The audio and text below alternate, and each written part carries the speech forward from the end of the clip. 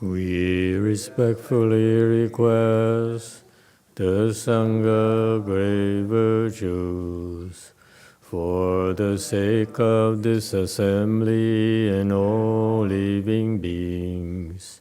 Please turn the wonderful Dharma wheel to teach and guide us how to end birth and death, leave suffering and attain bliss, and quickly realize non-birth. Cung kính đại đức tăng thịnh, vì thứ pháp hội cập nhật thiết chúng sanh, thịnh duyên diệu pháp luân giao đạo ngã mùng, như há liêu sanh thoát từ ly khổ đạp lạc, tập chứng vô sanh. Homage to the Blessed, Noble, and Perfectly Enlightened One.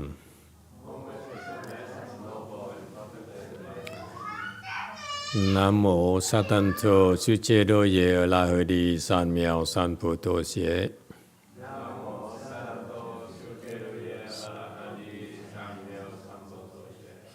Nam mô Tạc Đắc Tha Tô Ya Đa Ya Ha La Ha Đề Tam Miao Tam Bồ Đà Toa.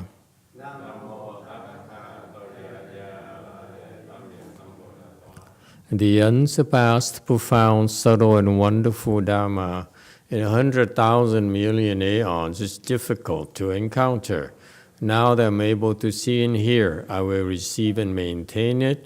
I vow to fathom the thus come one's true and actual principles.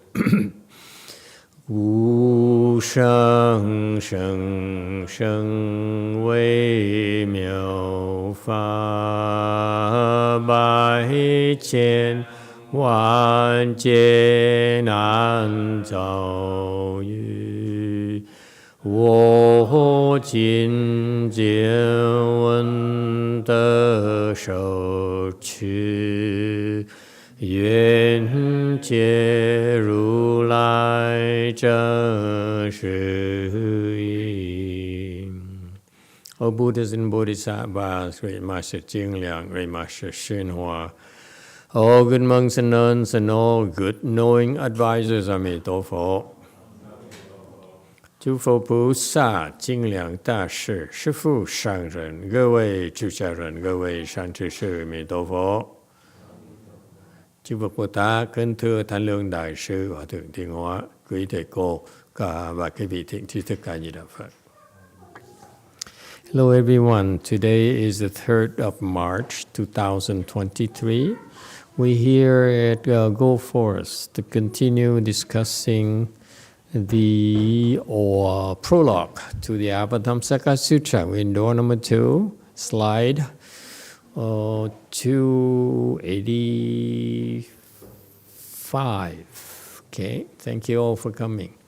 Let's see, let's jump right into it. 285. By verbalizing what is worthless, there's explanation of principle cut off from words. By transforming what is changeless, their response to infinite potentials. 以无言之言，全言觉之理；以无变之变，应无穷之机。 Okay, of course, it's clear to you what it means. Yes?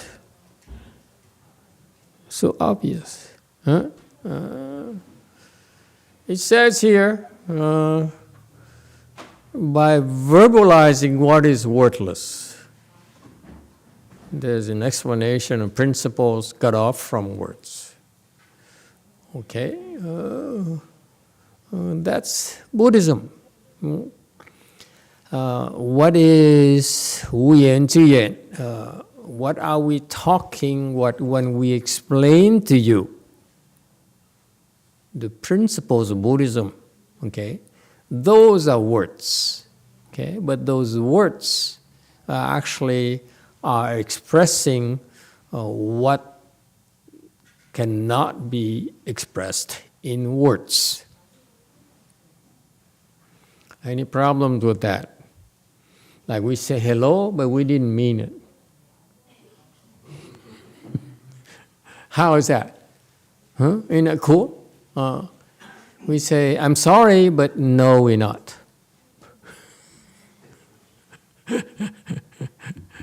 Right? I mean, that's what it is. What it is, and because of we are expressing what cannot be expressed using words, okay, and that's how we explain. You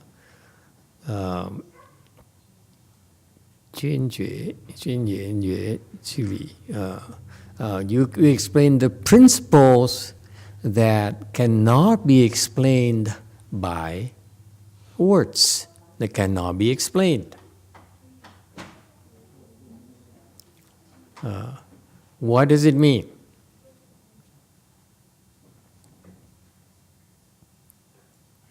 What does it mean? Verbalizing what cannot be verbalized, explaining what cannot be explained. That's what we do. This is what lecturing sutra is about. This is what teaching Buddhism is about. Okay?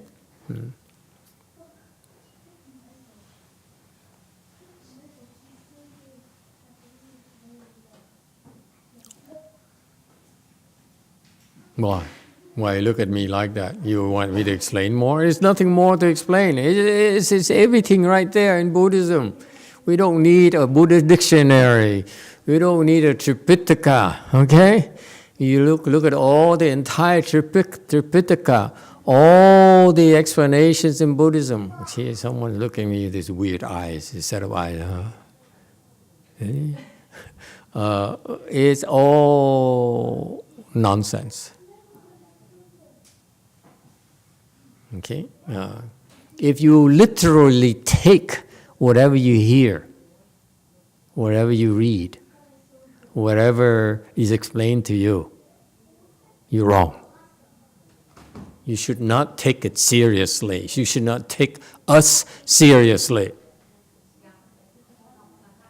If I take it seriously, which I do, then I'm wrong. Well, I'm not.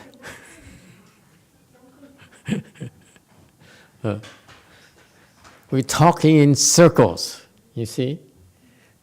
Finally, something that I can understand. Drinking.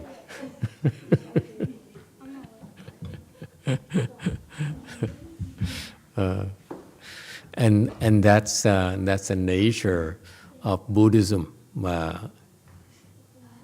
People dismiss us as whatever. They dismiss us as superstition, as nonsense, as non-factual, as fiction, scam, whatever. Okay, they're not wrong. Okay, but they're not right either.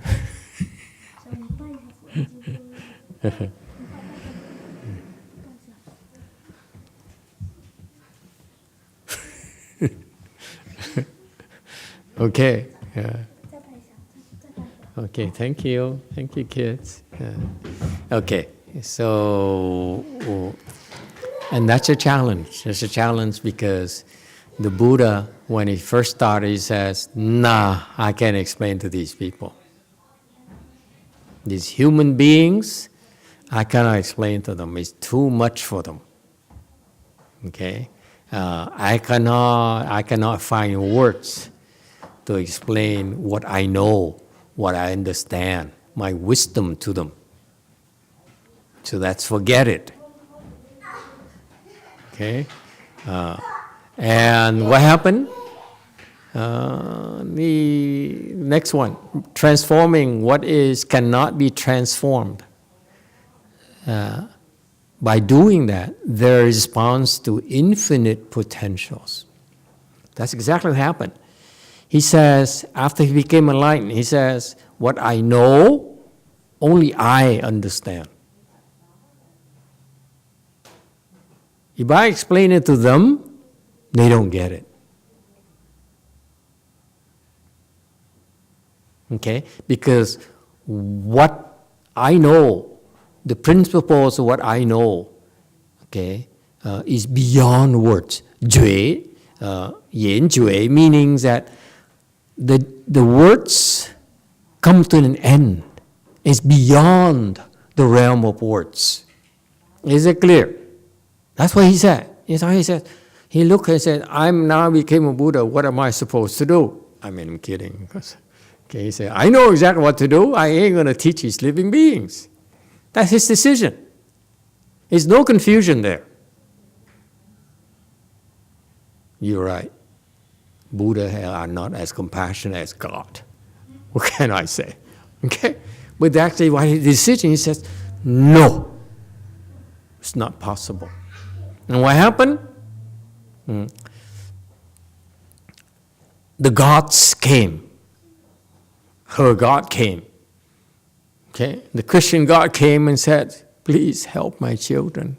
I love my children. They are the world to me. Okay? So the Buddha says, since you're sincere, okay, I will need to help you understand. You're forcing me. Because you request in Buddhism, this secret in Buddhism, if you request with sincerity to be taught, it cannot be refused. Problem, you're not sincere enough. When you're not sincere enough, you will not be taught. Okay? So what happened is the Christian God was so sincere. He says, my children are important to me. I know you the only one who can help them. Please help us. We're honored one. The world here, under me, honors you, respects you, and looks up to you. I need you to transform us. Okay? What are we transforming? The Buddha says, but what am I transforming? You are not transformable. There's nothing to transform. What did Shorty say? Anyway, so because even though we are living beings, but deep down, our core being is still the Buddha nature. It's still the Buddha nature. That's why it cannot be transformed. So that's why when you look at the two sides of the spectrum, number one, you're the Buddha nature. You have the Buddha nature. All of us have the Buddha nature. That Buddha nature cannot be changed, cannot be transformed. However, you are only a reflection of Buddha nature. Okay? You separated from the Buddha nature. That's how you became a living being. Okay? And now the Buddha says, and the Bodhisattva says, okay, your core is changeless, but I can change you. Okay?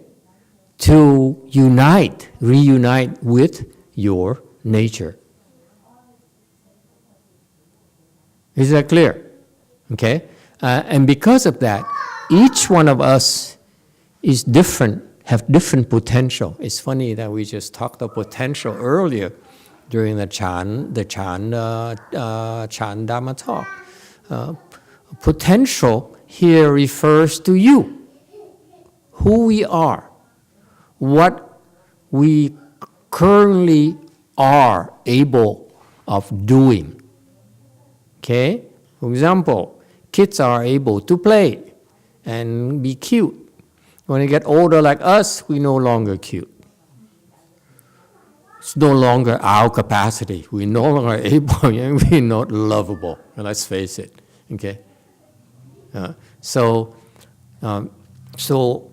kids have the potential to be cute, to be loved.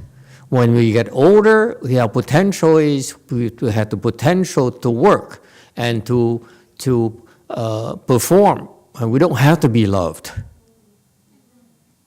Okay? Like kids.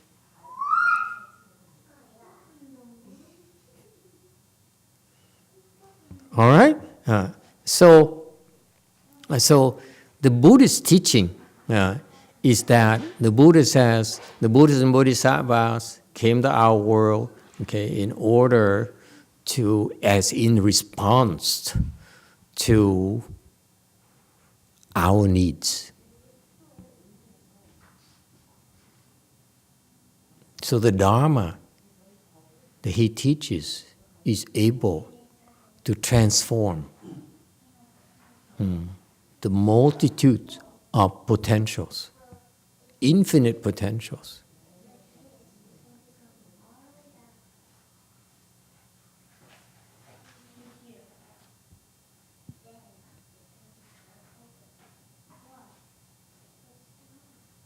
You see why they come in pairs. How they come in pair. He says the Buddhist principles. Okay, the true wisdom, Buddhist wisdom, cannot be expressed by words. Okay. However, we must use words. Okay. To point you to it. That's why in the Japanese they keep on using the expression, the finger pointing to the moon. That's where the idea came from. The Chinese use it once, but all the Japanese Zen teaching about it's just a finger pointing to the moon. Okay, meaning that whatever we explain to you, you should not take it literally. It's simply pointing to the moon, because we cannot express the moon to you. The moon symbolizes your wisdom. The moon symbolizes your Buddha nature, which cannot be described, which cannot be explained. Any problems with that? That's the first section. The first bullet. Yes, you too. Yes, Diego has a question. He says, Emitofuo Master, why did Buddha come here to become a Buddha, and then as soon as he became a Buddha, he wanted to leave and teach other living beings, but not us? Thank you. Teach living beings and what? Teach other living beings, but not us. Not us? Not the humans, I guess. Not the Americans? Where is this question from? From Diego. Because he's in the US, he's not in Colombia.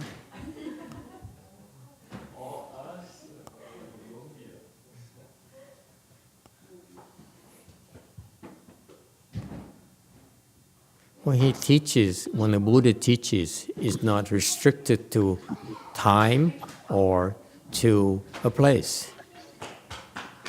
Okay? He teaches, even though he taught 3,000 years ago, the humans, the 3,000 years ago. Actually, he taught more than that. Just humans. He taught the bodhisattvas, he taught the ghosts, he taught the gods, he taught everyone. Okay? And even now, he's not teaching us directly, but he's teaching us indirectly through his disciples. Okay, so he's still teaching us. And what you don't realize, Buddha never stopped teaching us. The fact he's not teaching us in person is a form of teaching.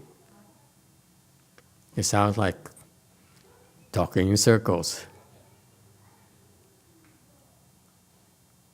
Okay?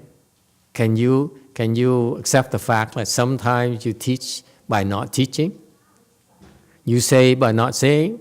Like when your wife, Diego, gets upset at you and say, honey, are you upset? Kind of stonewalling. Huh?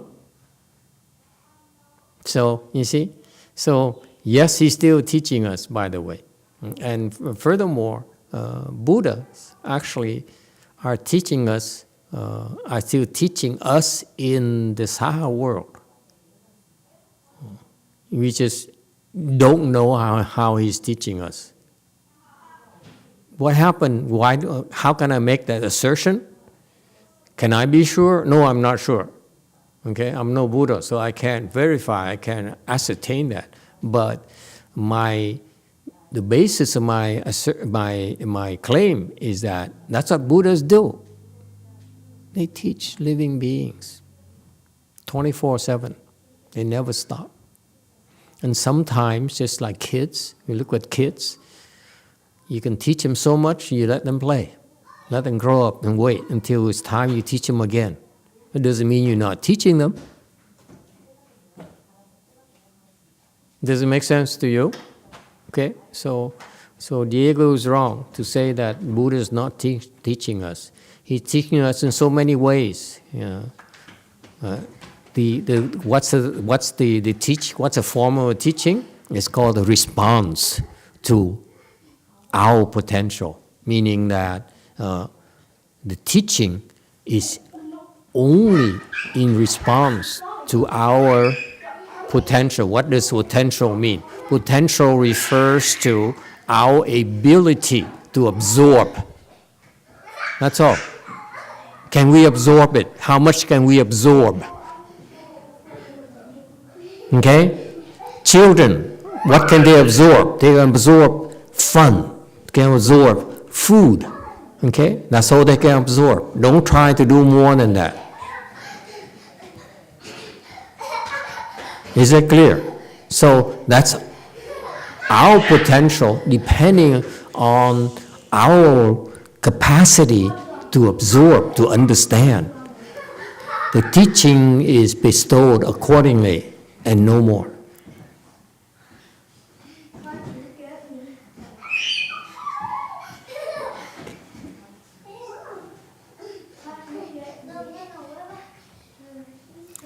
Okay? So infinite potential, meaning that the Buddhist teaching is able to adapt, to address people of all sorts of levels, infinite levels, meaning that it can handle infinite living beings. It's useful, it's beneficial, it can benefit all sorts of living beings. You too. Diego had a follow-up. He says, Amitofuo Master, but what I meant was, why did the Jade Emperor have to sincerely request Buddha to stay here and teach human beings? Thank you, Master. Could you repeat, please? Amitofuo Master, but what I meant was, why did the Jade Emperor have to sincerely request Buddha to stay here and teach human beings? Thank you, Master. Sincerity, when in Buddhism, and it's a good question. When I first started, the Chinese use the word sincerity a lot. We have to sincerely request to be taught. I said, sincerity? I'm not sincere. How can I be sincere? Could you be specific? How can I be sincere? And no one can really explain to me how to be sincere. The Chinese always say, just be sincere. So now we have a lot more Chinese people, and especially Koreans or advanced Buddhist practitioners. Okay, we can ask them, what is your sincerity? Are the kids sincere?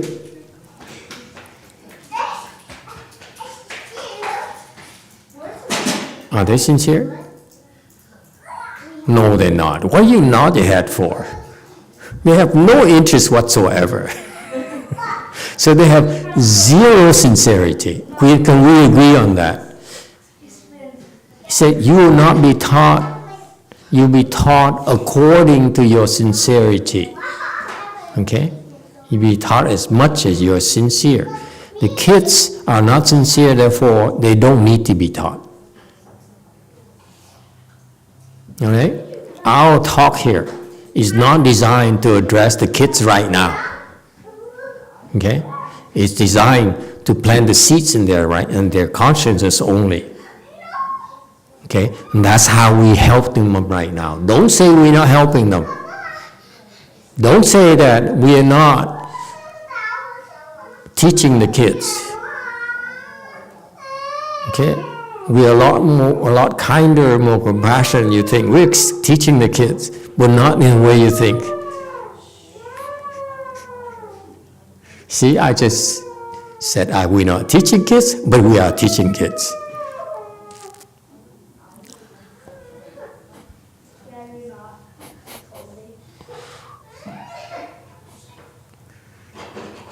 Okay, so what is sincerity? Chinese people, what does the Chinese speaking people?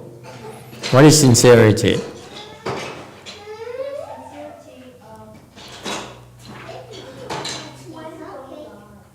What? I'm sorry? Nothing. Sincerity is nothing, he says. Wei Mao, what's sincerity?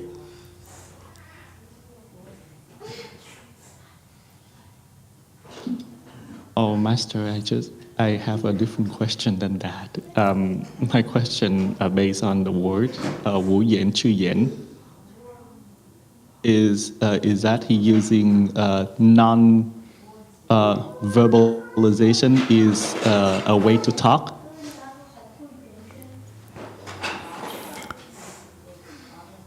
The words that has no words, that is worthless.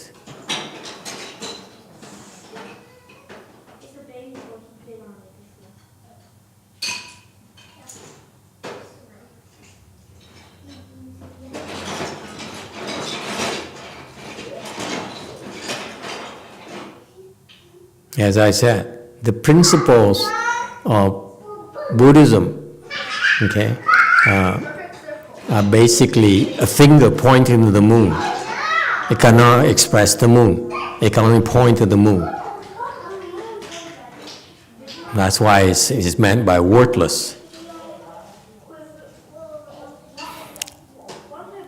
Your problem is that you try to explain something that cannot be explained. You try to express something that cannot be expressed. So all you do, you repeat the same thing. Why is that? Because until you understand the wordless, you shouldn't try to explain it. You shouldn't try to translate it. All you translate is verbatim. You translate wordless, and people ask you, what is that? You say, hey, what do you ask me for? I'm not a master. Ask a master. You're trying too hard. All you have to do is translate verbatim, that's it. And if you translate verbatim, that's all you need in the future to understand. Right now, you cannot understand. Okay? You too. Din Tai has a take on sincerity. He says, sincerity is giving when the need arises. Being able to recognize the need is part of cultivation. Who's that? Din Tai. In Thai. Okay, sincerity. No. Anyone else? What's sincerity? This is so key. because it used to bother me so much because I said, you will not be taught, you be taught according to your sincerity. I said, then I know I'm insincere, I don't believe. Okay, so how can I be sincere so that I can be taught? And guess what? No one told me, so I was never sincere. It's so sad. Yes. Today I left. After 4.5 years, I was not sincere. That's why I was never taught. But I said, if I know I'm not sincere, would you explain to me what is sincerity, so that between parentheses, so that I can be more sincere? You were insincere. How can I teach you? Why do I bother explaining to you since you're insincere? See, it's a chicken and egg problem. So, can you blame them? Yeah, you can. Yeah, I can. Yes, ma'am. Thank you, Master, for explaining this. I have the same question. But about sincerity, insincerity, you mean? Yes, about what is sincerity. But my take is that you are sincere if you meant to act on the teaching you receive, meant to actually execute it, then you are sincere. Sort of. It's not quite there, but it's on the right track. Okay? You're sort of like 40%, which is below average. Anyone else? You see, at least I'm giving you your position. Before I had nothing. It's just a, nah. That's all I got.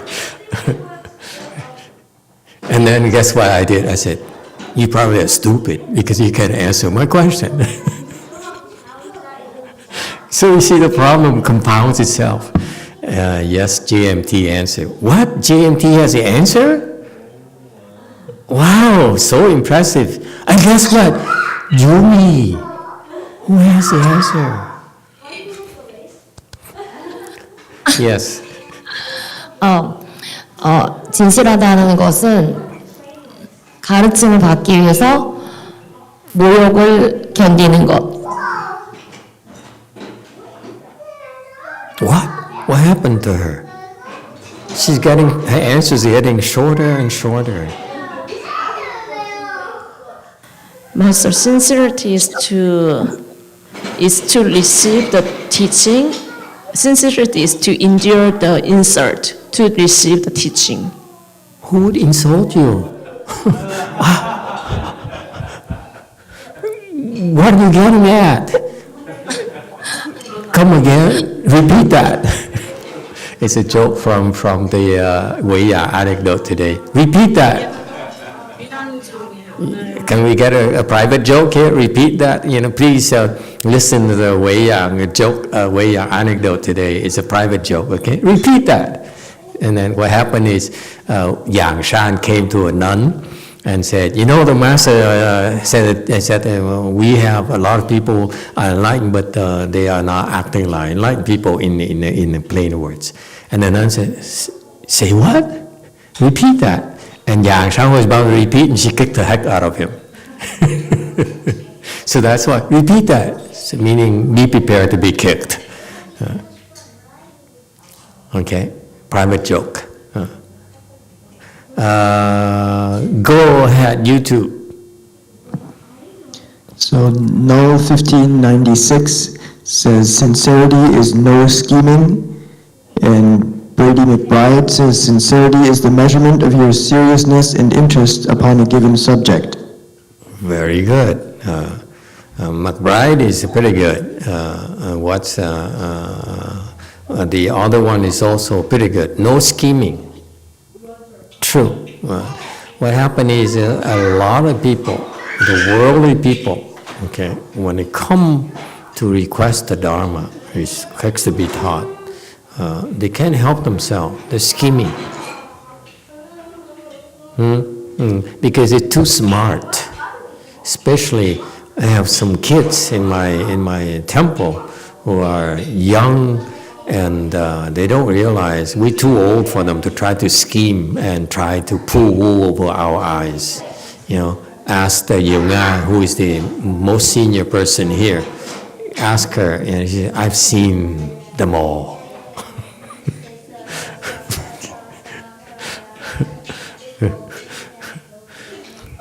Yes or no? I can't speak English, but I've seen you all. I've seen it all. Okay? So, yes, no scheming. But it's okay. The kids, they think they're smart. They try to outsmart us. That's part of their nature. That's part of their potential. GMT. 네, 절박하면 진실함이 나옵니다. 절박하면 진실함이 나온다고요. If he really if he really needs something very urgently, then he can become sincerity. Who said that? Who said that?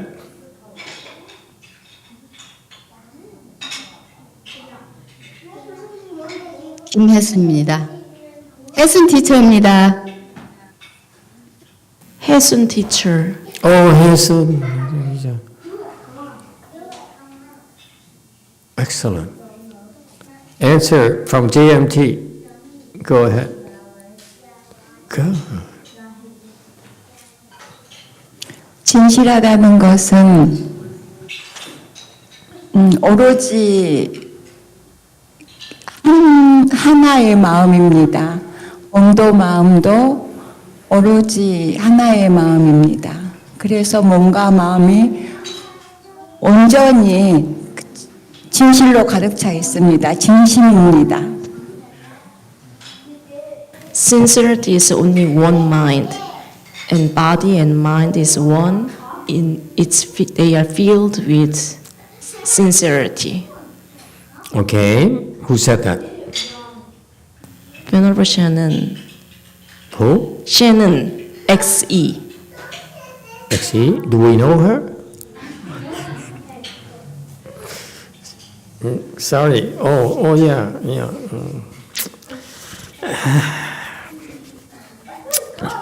That's all good answers. Excellent. Okay, moving on.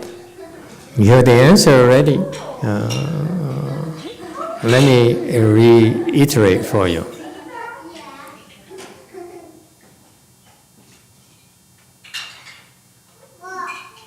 If in the future someone asks you the same thing I asked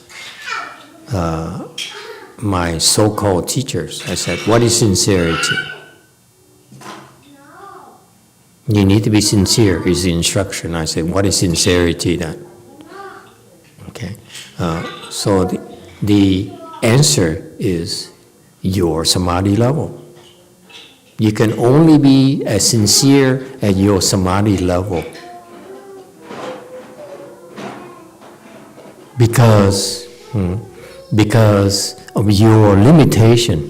You can be sincere so much, and it's only that sincere, no sincerity, and so forth, because the direct factor is your samadhi level, because you need to be single-minded. When you're sincere, you said, I want this, and there's nothing else you want in the world. Is that clear? If you say, give it to me, this is not like a transaction where you pay, what is a slice of pizza nowadays? $8? For a slice of pizza? No? You don't buy pizza by the slice? I do. Okay? Yeah. That's how I stay, and that's how I watch my diet. You Vietnamese, you keep on feeding me, one dish after another, after another. I go to lunch, I buy one slice pizza, one Coke, not Coke, Pepsi. Mr. Warren Buffet, I only drink Pepsi. And that's it, maybe a salad, but never one dish after another, which is equivalent to one slice pizza after another slice, after another slice. Okay?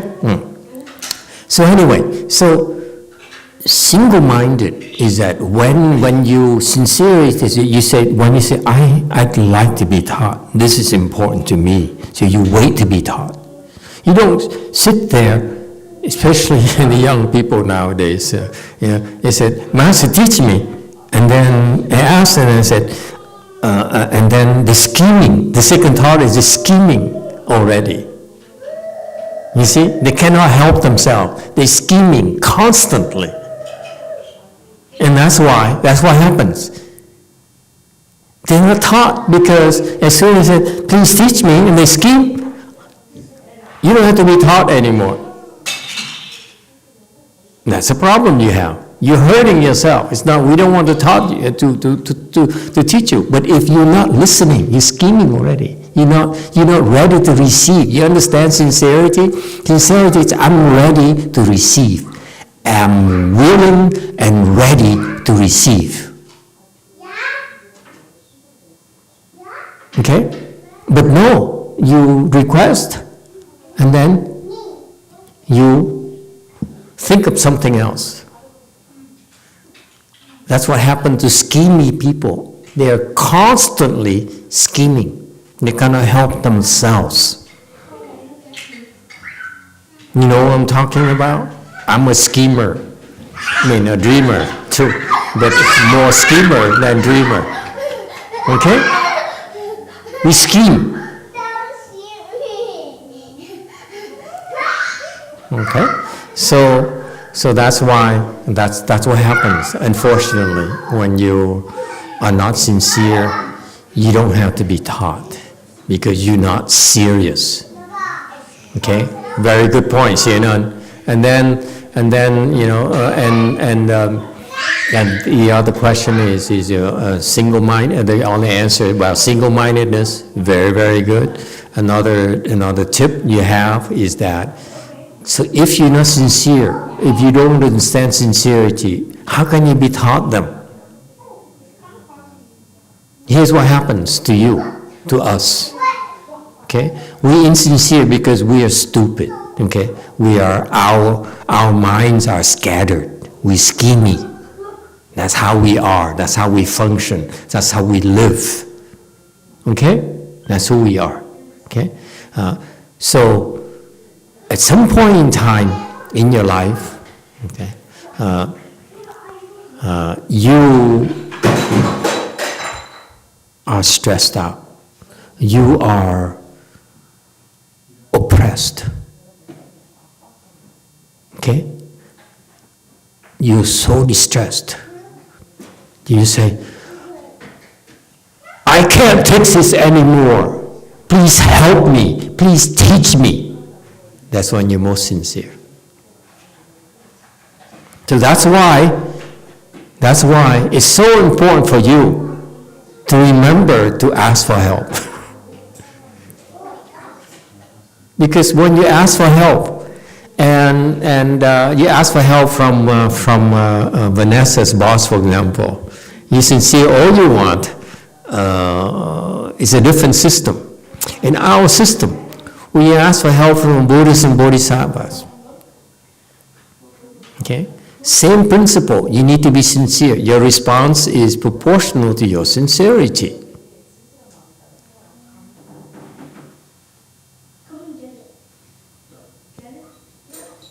So that when you are, especially in distress, you're desperate, and you say, Wani Bodhisattva, please help me. That's when you're most sincere. That's when you connect with Wani Bodhisattva, and your message gets to Wani Bodhisattva. So please don't give up on Wani Bodhisattva when you're desperate. In your worst moment of your life, that's when you turn to the Buddhas and Bodhisattvas.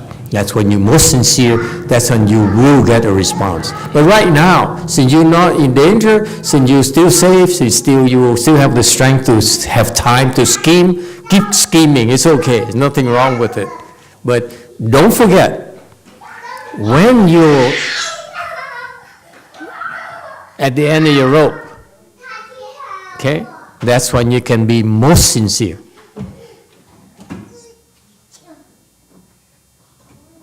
So in the same frame of mind,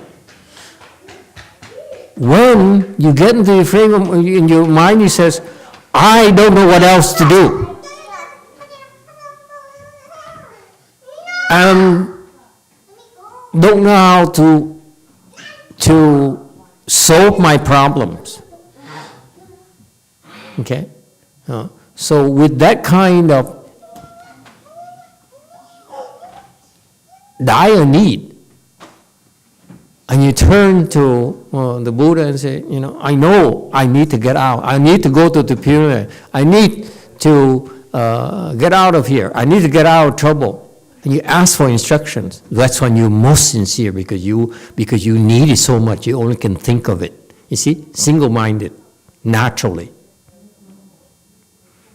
And this is why you practice Chan, okay, so that you learn, you develop the skills. It's a very important skill for you to have. You learn to develop the skills to be single-minded when you need to. That's all. Right now, you don't need it because you're safe, you're warm, you're full, yes, you're happy, okay? There's no real problems for you. You're still alive, yeah?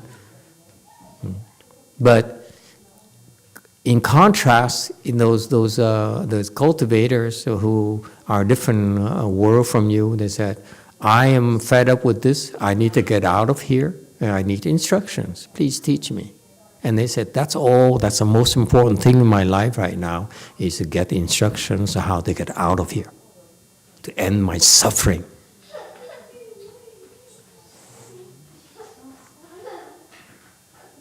Single-minded is sincerity.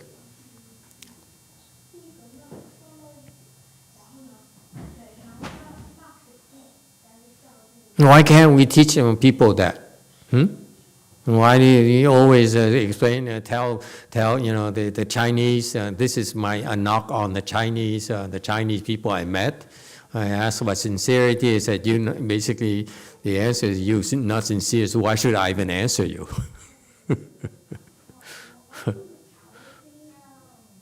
The answer is very simple. You don't need to reject people. You give them an answer. Sincerity is single-mindedness. That's all. Try to be more single-minded. No, you ask one question, you stick to that one question. That's it. Don't think another thought. That's all you have. That's sincerity. Then you'll be taught. Why is that?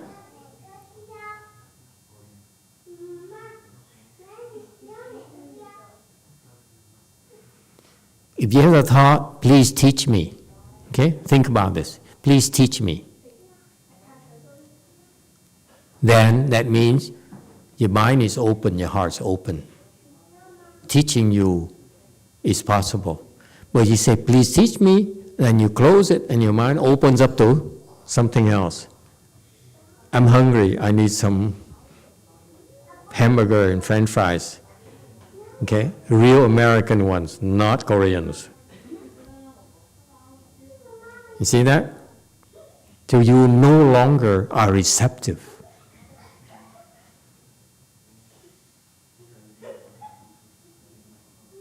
Does it help?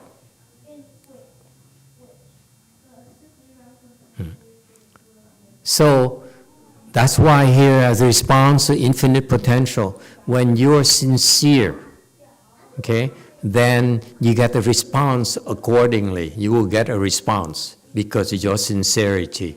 Response to infinite potential meaning that anyone who is sincere, potential meaning us, who we are, where we are, what we're capable of right now. Okay? These words, the potential here, the Ji in Chinese is something that really bothered me a lot, sincerity, potential, changeless, worthless, and all those things. It's very hard to explain. And that's why the Chinese don't try to explain it. They say memorize it. And maybe one day you understand. My knock on them is that, can you speed it up for me? Don't let me struggle so much. Anyway, so the response is in response according to your sincerity.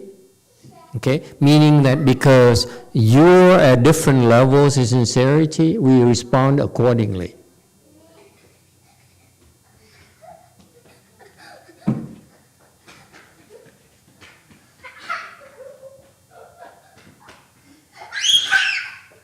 Questions and comments?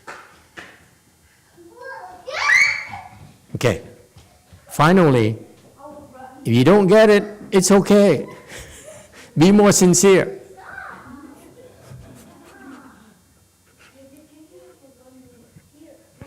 And that's the nature of the learning. Sometimes you're not supposed to get it. Most of the time you're not supposed to get it. If you're lucky, you get 10%. Okay?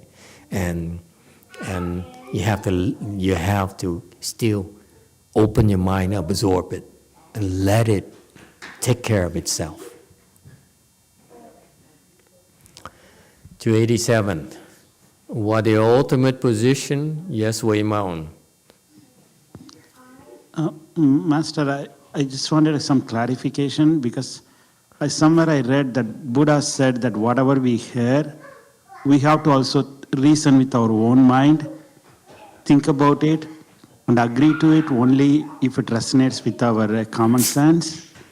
Mm-hmm. But I heard a little bit different from what you are saying. So can you maybe make it a little bit clear? Where basically my question is, to what level we can go with our own thinking process, understanding the teaching versus just following it? You quote the Buddha against me? Am I hearing it right?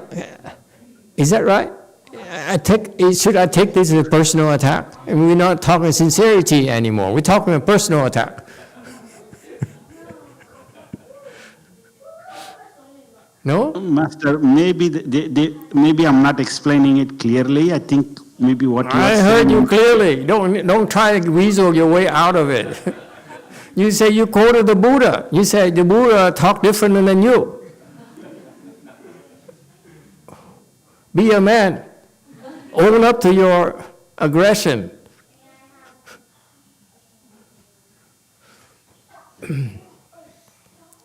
Ungrateful people. I cannot believe it.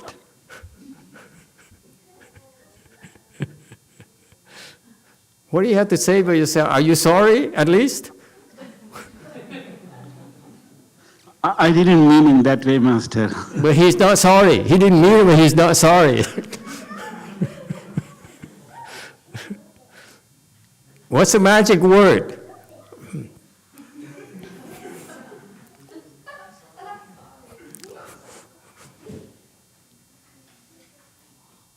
See? No sincerity. You're not the first time, it's not the first time someone asked me that question. Okay? What you're quoting is true. Those are the words of the Buddha. The Buddha says, you should hear my words carefully. You should think upon them, reflect upon them. If they make sense to you, proceed. If they don't make sense to you, back out. Not just my words, but all the teacher's words. What happened is that when the Buddha first came, he used to go from villages to villages to teach in India, where you came from. Is it where you came from? It's very subtle in America. We insult people in a subtle way. Next is go back to where you came from. Never mind, just kidding. So he used to go from villages to villages, okay, to teach because no one knew him. So he had to climb up the ladder, if you will. He's not a fully certified, fully recognized teacher yet, so he had to go from villages to villages, okay? And because according to the precepts, he cannot go back to the same house too often. So after he gave him a village and they got some food, and he said, oops, no more people, it's time for me to move on. So that's the system we have, unfortunately, okay? So the Buddha had to go from villages to villages. And when he went to a new village, what happened is there were teachers ahead of him, externalist teachers who taught all sorts of things. They taught, what shall we talk about? Tai Chi, no, not Tai Chi, that's Chinese. Yoga,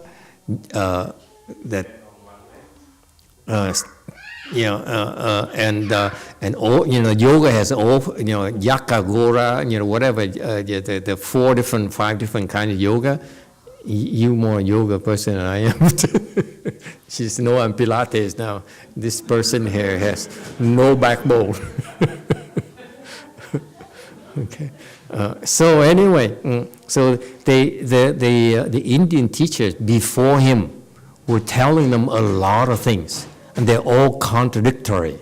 So the Buddha said, if it makes sense to you, my words are all the prior teachers' words, follow that path. If it doesn't make sense to you, back out, do not. Meaning that he's implying that they don't make sense, you should back out their ways and follow me. But he's a Buddha, he cannot say that, it's not cool, okay? So that's what he said. You got it, huh? Murali, you Indian person?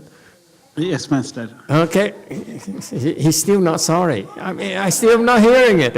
So what happened, he says, so it's a rather cool way of saying indirectly. That's how the Buddha used to teach them, because they didn't believe him. So he had to speak obliquely. He says, if it makes sense to you, then continue. Meaning that you believe them, you don't believe me, continue, leave. See, he didn't chase them away. They're Buddhists. They don't insult people. They don't make people apologize. Okay? So he said, if it makes sense to you, say if you think your teacher, the one you heard before, makes more sense to you, follow them. I have no problem. I will not be hurt by that. Okay? But if I make sense, then follow this path. So he said, back out, go this way. So he says, it's no problem. And this is so clever because you can't force it down their throats. They believe or they don't believe. They don't believe, that's all the Buddha said. You should use your intellect to follow. Well, it's a clever way of teaching, okay, without alienating them, without insulting them, without putting pressure on them. But we, in the 21st century, you like to pressure people. It's different, okay? But the Buddha back then, he used that because it's different times, different people, okay, at very low level. That's why he says, use your head. And during that time, sir, okay, regardless of how you look at me, I still respect you. Not. Anyway, but that's point number one. Point number two is that during those times, the people he taught, the people who came to listen to him, could only be taught so much. Okay, it's called Agama period, where he taught them. Agama means Wubi, incomparable Dharma, meaning that whatever he taught, even at that level in India, the first time he spoke the Dharma, was incomparable. It's far better. It cannot be, no all the prior teachings can be compared with it. That's why it's called Wubi. Cannot be compared. Okay? You can take any other teacher's teachings, cannot compare against his teachings. Okay? And that is based on the intellect. He says it has to make sense to you. He appeals to people's intellect because back then, a lot of these teachers were teaching them nonsense, superstition. Okay? Basically, they taught them a lot of junk and they fooled them. They use tricks, they still use tricks. Okay? So it's not just India right now, but in Vietnam, in Brazil, in Penang, in Malaysia, in Thailand, still a lot of teachers on the side are still using tricks to trick people into believing them. That's all. And the Buddha says, don't believe in blind faith. That's wrong. It should make sense to you because I'm appealing to your intellect. This is also part of Mahayana, but he still calls it Hinayana, but he says, if you calm down and listen to yourself, listen to your heart, it makes sense to you, then you should proceed. That's Mahayana too, by the way.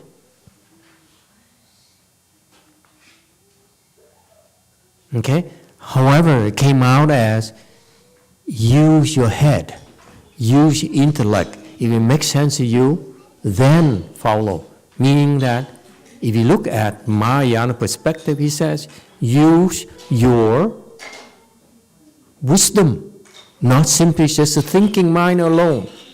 Your thinking mind, by the way, at times is actually your mind of wisdom. You just don't realize it, that's all. So the teaching of the Agama period, the first time he taught those villagers, is actually has the same basis as our teaching right now we give to you in the 21st century. We are no longer competing against those village teachers. Okay?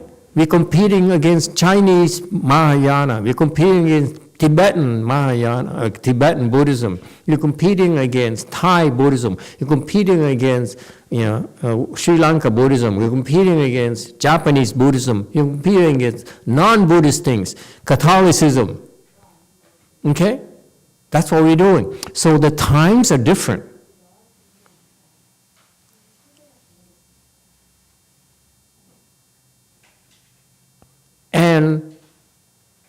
And the people are different. That's why now it's not about using your head anymore. Now it's about using your heart, which is the same thing. Once you become enlightened, your head and your heart becomes one.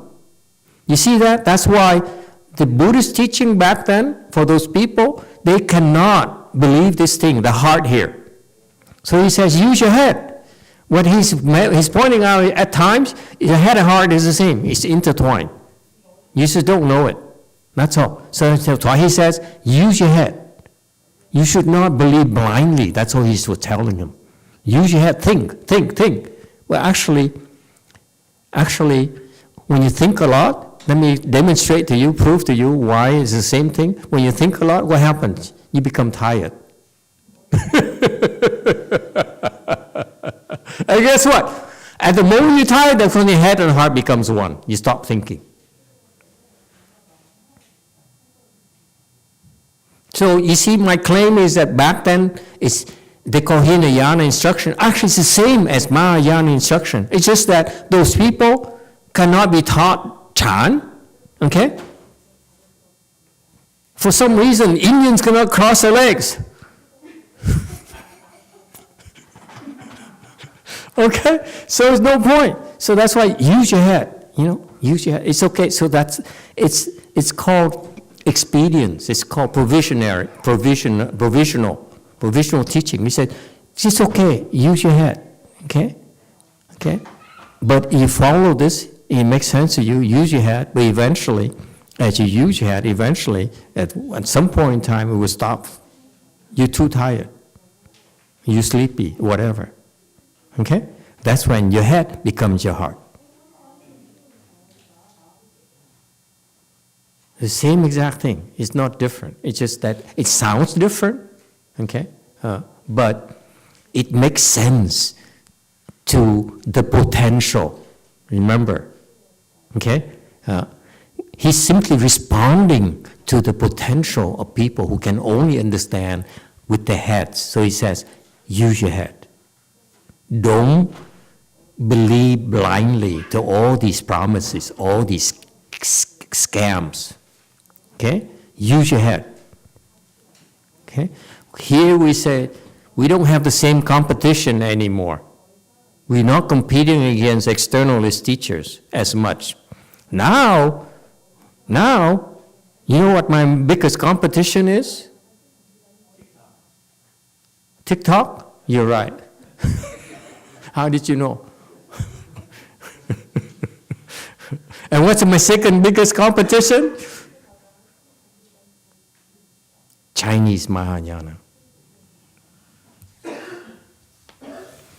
My second biggest competition after TikTok is because they saying that I know everything.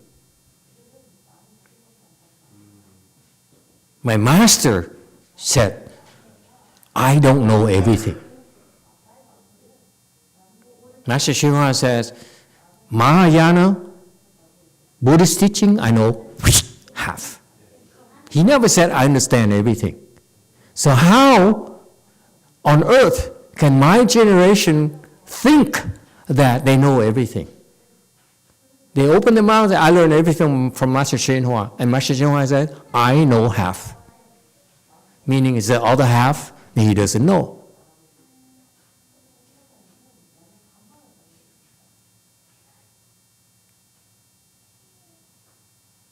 And that's a big problem in Buddhism. There's no such a thing as you know everything.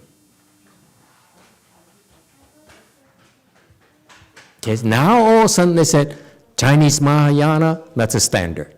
Master YongHua brought over here the standard for Mahayana. I said, no, it's not. So I quote him, and they quote him as well. I said, but Master YongHua says, you have to be filial. If you're not filial, you're not a Buddhist. Okay?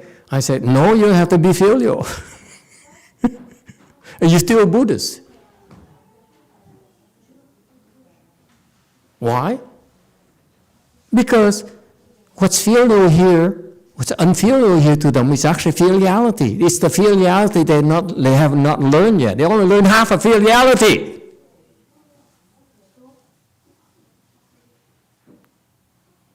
That's why my biggest competition is the Chinese Mahayana. Not Hinayana, not Theravada, not Thai, not externalists, because they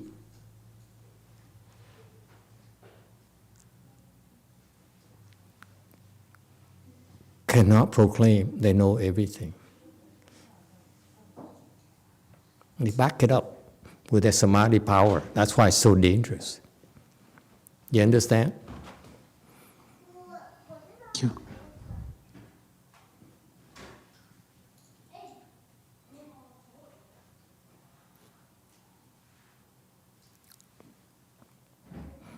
Anyway, did I answer your question, Murali? Yes, Master, I got it. I think I got it. What I got it was basically the time is different right now. So that was a provisional teaching Buddha was doing back then in India. So now Mahayana is both head and heart-based teaching. So we can't just use the head. We got to also listen to our heart. Yes, very good. Stay here. Don't go back to your country. Were you sorry? I can ask sorry, Master. Yeah, he's not sorry. Why do I even bother trying? I don't get it myself. I don't get myself. Okay. Okay. Oh, that's the thing. You're free to express yourself, but he drives, I think, the light blue, milky blue car. He likes to park in a WMT parking lot. Hint, hint. Okay, where were we again? Oh, we're here. Okay. Again, as I said earlier, it's just listen to this, eventually you get it. Some things are not meant for you to understand right away. It's okay. Okay? So that's why when you don't understand, just memorize it. If you can, you don't memorize, next time you hear it again, I heard that before. That's all. 287, what the ultimate position contains is hard for ordinary sentients to measure out. 即为所成，凡情难易。 Okay. So, this 288 commentary, and the ultimate position refers to Buddhahood. Position implies hierarchy, folks. Position is not horizontal, it's vertical. We're talking about position here. Position here refers to your status in the universe. Okay? Meaning that in the universe, the highest position for you, for all of us, is Buddhahood. Bar none. Your biggest accomplishment is Buddhahood. Okay, so that position right there, okay, is ultimate. You cannot go higher. Ultimate is the highest possible. Is that clear? Let's get this one thing, let's agree on this one thing here. There's nothing bigger than that position here called Buddhahood. It's ultimate, the ultimate achievement, the ultimate status. That's the assertion here, okay? It's very hard for ordinary sentients to measure out. That position right there, okay, for us, sentient being refers to the people who have feelings. Yeah? Like when someone is not sorry, you feel hurt. Anyone? Very hurt. Okay? And that's why you are ordinary sentient beings. We have feelings. We may look tough, manly, but we have feelings. Because we're sentient being. Okay? So the point here is that we who have feelings, okay, we cannot have a sense what a Buddha is like. We can't. That's an assertion again. Think about it. Isn't it amazing that a person like Master Ching Liang, because he wrote up this thing here, he says, don't even bother trying to understand what the position is. Just know it's the ultimate. That's it. That's all you need to know. It's a gift. I grew up suffering and depressed and all those things, and I thought, the way my life would be to become, acquire knowledge, become a minister of the country, and help the country, help build the country. And that's all I knew. I said, that's my life aspiration. And so you have set a goal and you go for it. That's all I knew. Imagine if I were that age and I said, I should become a Buddha. I would be wasting half of my life, wasting away all that nonsense. Am I making sense to you? You know, and it hurts. Again, you know, it hurts. Hey, Way Mountain Temple people, it hurts because when you think about it, you know, it still hurts. Okay?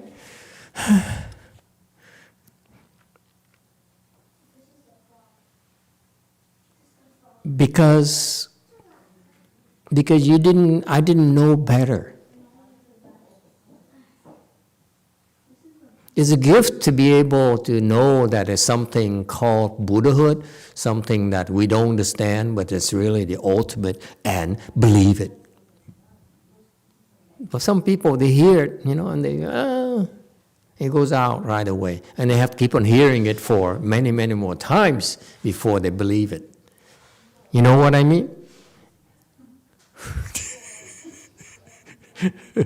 How long have you been here? How long have you known each other? See, hasn't believed for 4 years. Now, finally, after 4 years, somebody decided to take refuge. It doesn't mean that she believes, but at least it's a first step towards believing. You see what I mean? I know I'm joking, but you know, that's what it takes. Many, many times, many repetitions. Okay? And that's what it takes. We know that. So to hear ultimate position, even the kids here that walk around, ultimate position. I don't know what these guys are talking about. I want Shen Yun. See, Shen Yun, she pays attention when she's talking about ultimate positions. I don't know about this. The adults are weird. They're no fun. Okay? So at least you hear about it. And so, according to Master YongHua, he says, until you become enlightened and get to the 10th ground, you have no clues. 10th ground is like so high up there. You have no clues.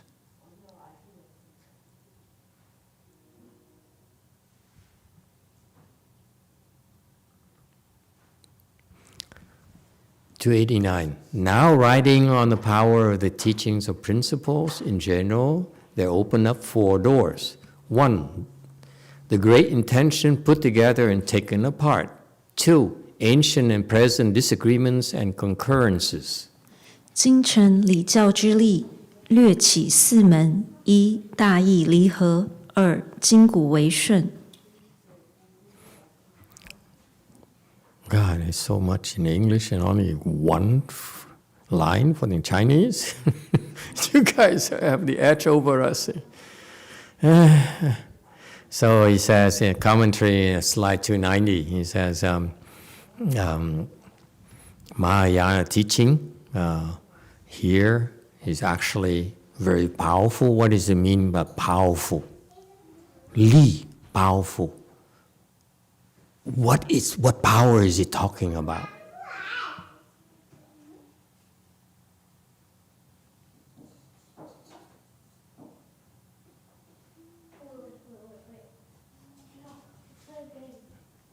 Let me give you an analogy.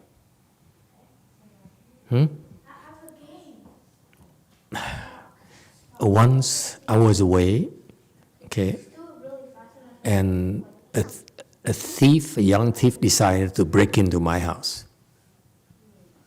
Back door, which has a camera. That's why I knew I can watch everything. What did he do? He observed that the driveway has no cars. So it was around, I drove out for something. It was 6 p.m., 6:30 p.m. So I drove out. Driveway has no cars. People on the other side are doing ceremonies. Okay, 6 p.m. we have evening ceremony. Murali, did you go to the evening ceremony at least? Never mind. Okay, don't answer that. My feelings are still hurt, no matter what you say. So he got to the back door, and you know what he did? He kicked the door. Bang! Bang! Bang! 3 or 4 times, busted open. That's power. You understand? If you keep on listening to the sutras, it's like bang for 1 time. Second time, bang. Third time, bang. And 4th time, I'm becoming Buddhist. Isn't that cool? That's power we're talking about. If you're innocent and you listen to it long enough,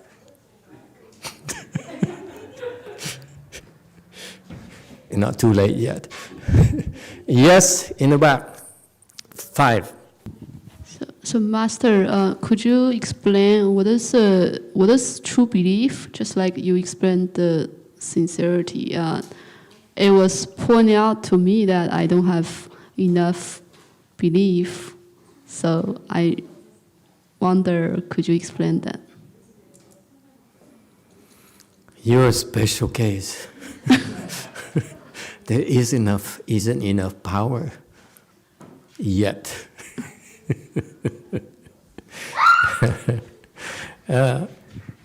Listen, your problem is that you think too much, you process too much. It's a habit energy. Your entire life you've been successful using your brains, okay, and to get where you are. The teachings here, it refers to the wonders, the miracles of listening to the sutras.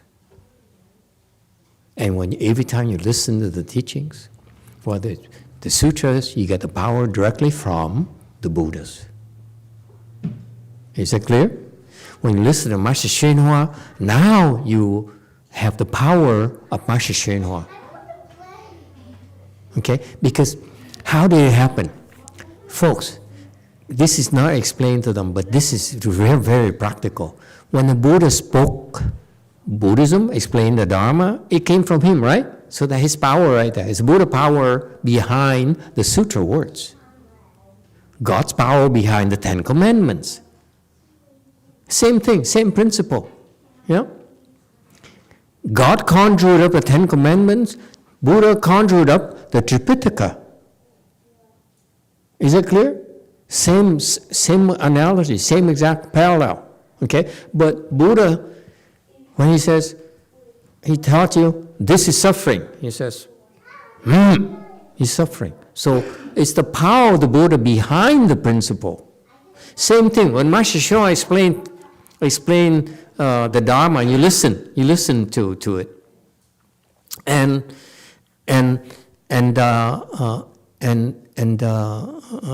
let me give you the analogy, because I don't get Master YongHua, I don't hear him often. I used to listen to the Vietnamese explanation of Master YongHua's teachings. Okay, so he taught some things. They translated into Vietnamese, and some sort of Vietnamese person or a nun or monk or whatever read off the translation. So I used to listen to all sorts of languages, French, whatever I could find, I listened. Okay, I was totally practicing equanimity. I don't discriminate. Whatever it is, I listen. If it's called Buddhism, I listen. Okay, and so I was listening to the sutras, the Master YongHua explanations, translation of the Vietnamese. Okay, and I was listening. I said, "Wow, this is interesting. Master YongHua's teaching is so interesting." Okay, and then all of a sudden, Scary Nun came on in the tape. You know Scary Nun? This goes back 10 years ago. If I have to explain again. He has a nun disciple by the name Heng Chu. She's a Caucasian. She's short. Something with short people. And she has tremendous samadhi power. And she's so eloquent when speaking Dharma. Okay, she's the best Dharma speaker of them all. Okay, and she scares the heck out of me. She frightened me. I really am still traumatized. I think I got PTSD, something from the few times encounters I had with her. Okay, so can I digress a little bit, because I know some of you heard this before. You didn't hear this.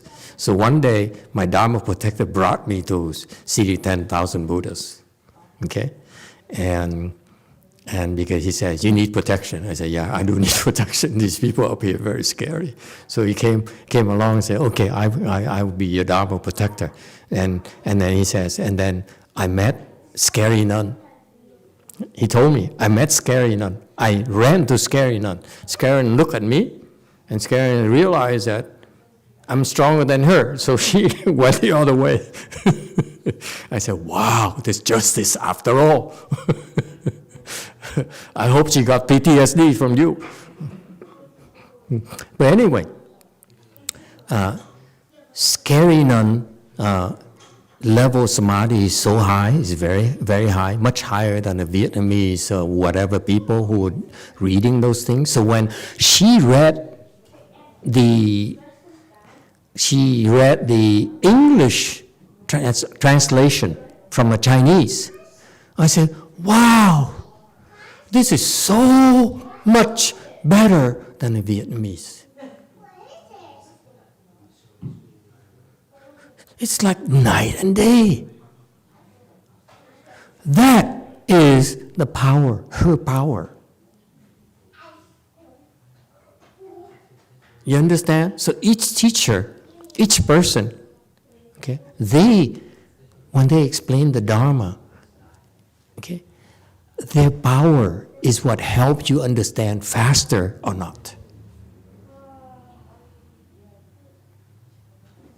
If she didn't believe, she would not be here. She believed, but what happened is ahead. One thought, I believe, the other thought says, oh, let me see what I can do out of this. And then another thought, I believe, the other thought says, what can I do now? So it's always this, there's this belief and then thinking, belief and thinking, belief and thinking. That's how it is. Because if there were no thought or belief,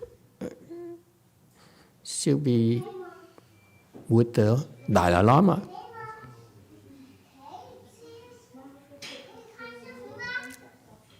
Wei Mountain.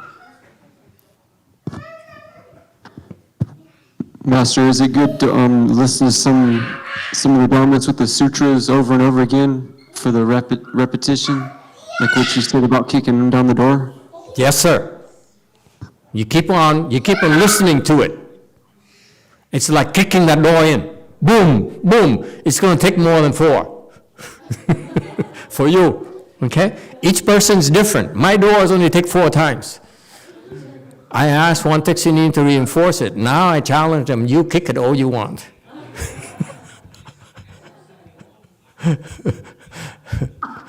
Okay, time is up. Any final question?